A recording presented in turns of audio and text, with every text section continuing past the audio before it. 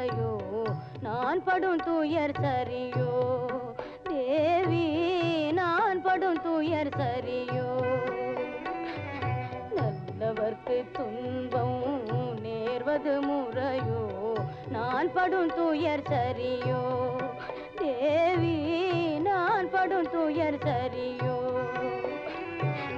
நலிந்தவர் நோவதும் வேதனை அடைவதும்